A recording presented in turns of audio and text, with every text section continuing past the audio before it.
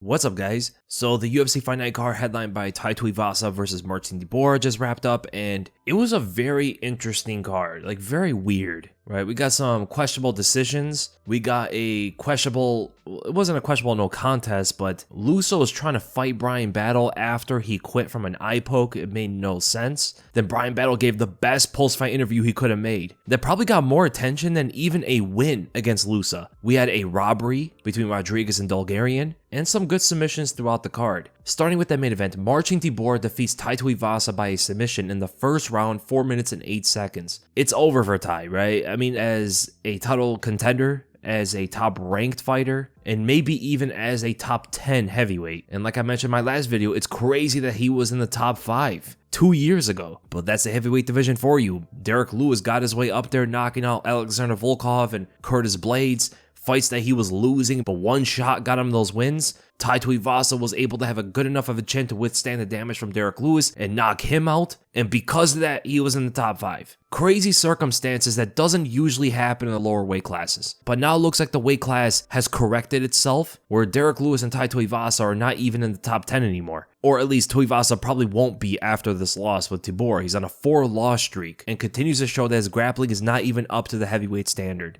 I don't know if it's a discipline issue where he's not taking training seriously. He probably thinks in every fight it's going to be a bar brawl and he's going to come out on top or something. Because if we're being completely honest here, that was some of the worst grappling we've seen in the heavyweight division from Tai Tuivasa. He didn't even know how to defend a rear naked choke. Not even the first thing. Like, he was actually pulling down on the elbow. He was pulling down on that choking arm, which is only going to make the choke worse because it's going to make it deeper. What you're supposed to do if you're going to focus on that arm is push it up above your chin, not pull it down further under. But the hand he should have been focused on is the one above his head, which it was kind of difficult because of the position of it, right? It was under both of them, and even if he extended the arm to pry it open, the fence could have blocked that from happening. It's just that Tuivasa made so many mistakes before he got into the rear naked choke. He was trying to explode out at every single position and only got him into worse positions because of that. He was taking ground and pound shots with barely defending himself, not even attempting to find his way out of there. Crazy, crazy, man. But I wonder how far Tybura is going to go. As for Tai Tuivasa, I think he should have one more fight. I think like against a Chris Barnett or someone outside the top 15, and if he loses that one, then he's probably cut. He is still a fan favorite. They can still use him for some fun fights, and a Chris Barnett fight could be really fun. But he's got to win that fun fight, you know? As for Marcin Tybura, I said it before, I think he should fight Jailton Almeida. I think it's the perfect opponent for him next. Almeida's number 7, Tybura is number 10. He just beat the number 9, so he's going to go up probably one spot. Then we go to the co-main event. So Bryan Battle and Ange Loosa concludes with a no contest in the second round, and Bryan Battle was in fact winning this fight. He has some good combinations in there. You guys saw that slick short switch knee as Loosa was ducking his head. Bryan Battle was definitely on point here. He took him to the ground as well, landed good shots, winning in pretty much every aspect of the fight. Loosa did land a couple shots here and there. He is a power puncher, but he wasn't able to find the shots that he wanted, and it looked like Loosa was slowing down a little bit. Then the eye poke happens, right? Battle's trying to push him away and puts his thumb into Loosa's eye, which is, of course, a foul, and those should have no leniency whatsoever. And Loosa goes and tells the doctor that his vision is blurry. Then the doctor looks at the ref, and the ref's like, let's give him more time, you know, and Loosa could not continue to fight.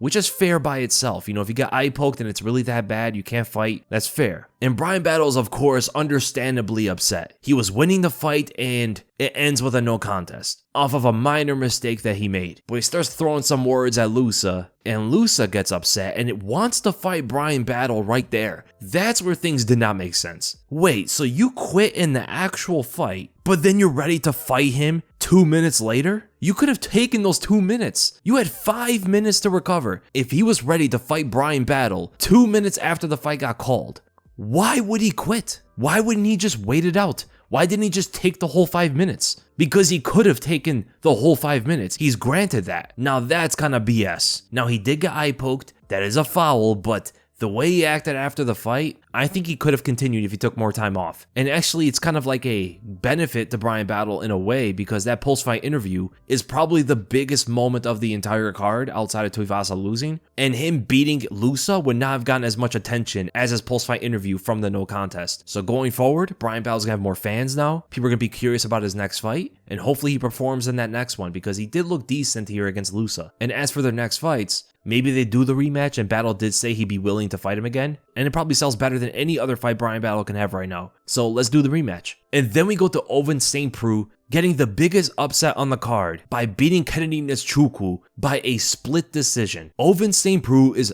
40 years old, and Kennedy Nzechukwu was anywhere from like a 4-1 to a 7-1 favorite. He was supposed to absolutely dominate and knock Ovince St. Preux out, but that didn't happen. Ovince St. Preux was awkward enough, caused enough leg damage, and caught Kennedy with a lot of power jabs off of both stances. Kennedy Nzechukwu really couldn't find his timing that well, and this is a guy who has beaten Carlos Ulberg before. And throughout the fight, Kennedy was quite hesitant. There would be moments where he would half throw strikes and not even feinting. He was trying to look for openings, but Ovince St. Preux was moving kind of awkward, even fading out in directions that Kennedy did not expect him to fade out from. There was that one time in the second round, it was like 3 minutes and 20 seconds or something, where Kennedy threw out the jab as OSP faded out that same direction before, showing that Kennedy has some difficult moments with the timing. And even from OSP, like he would do things where he's in the orthodox stance, pawing out with his lead hand, making it look like he's going to continue this battle of the jab and hand fighting, and he throws up a lead front kick and catches Kennedy out of nowhere with it. Like Kennedy's expecting the jab to come at him, and out of nowhere, a foot hits him in the chin. And OSP had some good charging body shots, getting Kennedy to move backwards and lift his guard up to expose the body. After the first left and right, then OSP sees the body shot with the left hook and catches him clean. There was also that one moment in like a minute and 30 seconds or a minute and 20 seconds of the second round where OSP was constantly just moving his head, swaying all over the place, and Kennedy just couldn't land his hands on him. He's throwing out jabs, uppercuts, hooks, and everything's missing OSP. And OSP's not even moving fast. It's just that OSP sees Kennedy's body motions and is able to move before the punches even come out there. Because fighters don't react when the punch is coming out, right? They react to the body motion before the punch comes out. That's the thing they're reacting to. Not the arm extending. It's usually like the shoulder, the elbow, the feet. Something is moving in a way that's going to tell them that a jab is going to come out there, or a right straight, or an uppercut, or something. Those are the body motions that get reacted to, not the arms extending. Man, for 40 years old and way past his prime, OSP looked really good out there, man. Even dropped Kennedy in the third round with that uppercut. And it started with the left straight and outside step. So he actually threw the left straight before he stepped out on the outside of the lead foot. They're both in opposite stances. And he squared himself as Kennedy is turning his head away. So Kennedy doesn't even see which punch is coming at him. His eyes are completely to the left side when OSP is on his right side, and Kennedy tries to move away with his right arm extended, but OSP is really long as well, measures with his right hand and lands the uppercut under Kennedy's arm, past the armpit, on the chin, and drops him. And after that, man, there was so many exchanges between them two. Kennedy was landing a lot of good jabs. He was trying to line up the two. OSP was landing a whole different kind of punches at the weirdest angles ever that you only find in a geometry class. Kennedy was landing some really good jabs, hooks, especially when OSP was sticking in the pocket. Just having a major speed advantage, but OSP seemed to be tactically ahead of Kennedy, man. That third round was crazy. Then we go to Christian Rodriguez getting a decision win against Isaac Dulgarian, which was, in my opinion, a robbery. I would have to look over the fight a couple more times just to make sure, but that first round was 100% 10-8. There was no way that was anything but a 10-8. He put Christian Rodriguez through a wrestling clinic. Got his back, went for a Peruvian necktie at one point, which was crazy to see him even attempt that. Just a bunch of different submissions. So for sure, round 1 was a 10-8 for Dulgarian. For sure, round 3 was a 10-8 for Rodriguez. And I gave the second round a 10-9 for Dulgarian. Now, I did see a lot of people say that the reason why Dulgarian beat Christian Rodriguez is because he had a lot of control time, which doesn't mean anything. That's not why he won. The control time had nothing to do with why he won. It was the positions he got on him, and it was the submissions he went for, and it was how dominant those sequences were. Not because he was controlling him, because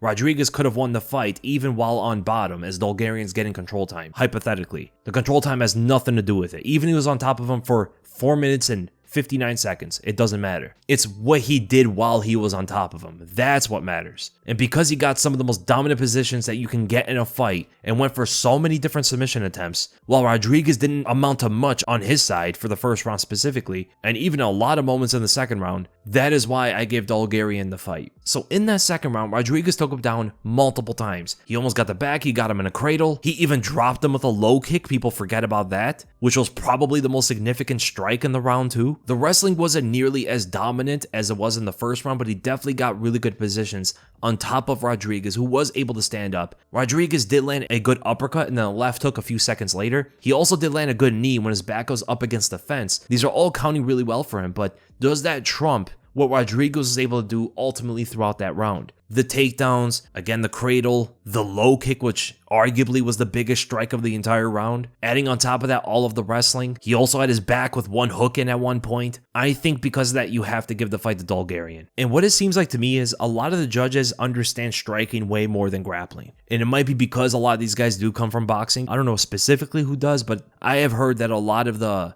judges that they bring to score MMA fights come from boxing. And if that's the case, it does explain as to why they see striking a lot more clearly than they do grappling. And specifically positions is where a lot of people get this stuff wrong. In the scoring criteria, the positions on the ground for effective grappling are so important. When a fighter gets the back, or the fighter gets into full mount, or a fighter gets into half guard and side control, and then back at the half guard and he's kind of doing what he wants and landing some ground and pound and going for submissions at the same time, all this stuff is just as important as effective striking, which is why I absolutely have to give the second round to Isaac Dulgarian. I just don't think Rodriguez did enough to win that round. But again, like I said before, I do have to rewatch the second round. Then with the Macy Chiasson submitting Pannie in the first round, 3 minutes and 54 seconds by a rear naked choke. Quick fight with some really quick scrambles. Chiasson was able to bulldoze her way into the clinch with the knees. Pannie engaged with her in the clinch, who got the double underhooks, but Macy tucked in on the double overhooks and threw her from that position. A double overhook throw, a double overhook suplex, or a salto throw, whatever you want to call it, but then quickly got into some danger when Pannie attacked her with an armbar. Macy got out of it and countered her with an inverted triangle choke. Able to get out of that, they both stand up and then she tripped her against the fence. Macy attacked the leg with a knee bar, and once they got to the ground, scrambled away to try to get to the back, but Pannie did a really good job of not allowing her to get the hooks in, stood up, got tripped backwards into her base. Then Macy jumped on the rear naked choke. Very good stuff by Macy Chiasson. And I might be pronouncing her name wrong. The number 10 fighter just defeated the number 6 in the bantamweight division. This is now her second win against Pannie, and I think her next fight could be against really anybody. Caitlin Vieira, Mayra Bueno Silva, one of these two. And as for Pannie, I don't know, give her Carol Rosa or something.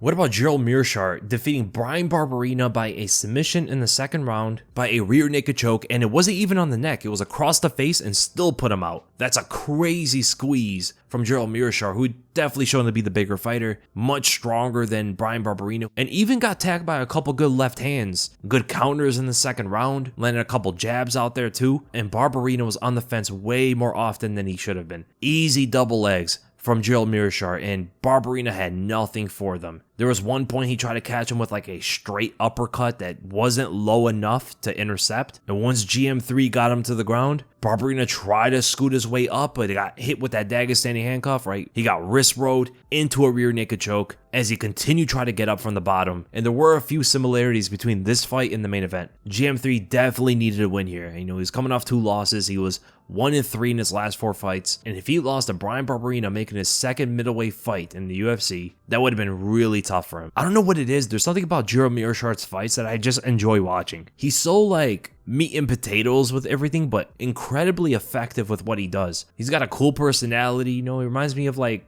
some of those Midwest guys. And the last one I want to talk about because he's just awesome, Mike Davis, submitting Levy in the second round and almost got him in the first round as well. He dropped him with one of the first punches he threw, clean straight, as Levy was trying to scale the cage, move around, but Mike Davis is such a good striker, man. He's so pinpoint accurate and immediately got his back. Yo, if Mike Davis gets things together, he could definitely do some really good things in whatever division he wants to go in, featherweight or lightweight. I do like him as a featherweight though. And in that first round, Mike Davis had his back for so long, but Levy was able to spin and drop his way out of it and then fell into a heel hook. That looked really tight. And in the second round, Levy threw 2 round kicks on the southpaw stance and got timed on the second one. Can't throw the same strike twice against Davis like that. Got countered off balance by the jab. Davis got on top of him and eventually got his back, rotated his way into full mount very slowly. Along the way when he was rotating, Davis was actually making sure to keep Levy's arm in between each other so he can hold his head on the outside of the shoulder to put him in the arm triangle. But then Levy got out of it and made the mistake to try to grab onto Davis's wrist that put him back into the arm triangle choke. Really good win by Mike Davis, man. And I cannot wait for him to fight someone ranked soon. And that's it for now for this Fight Night card. It was okay at the end of the day. I would ultimately give it like a 6 out of 10. The OSP third round was my biggest moment of the entire card. And leave in the comments below what was your guys' favorite fight, favorite finish, favorite moment, and I'll see you guys in the next video.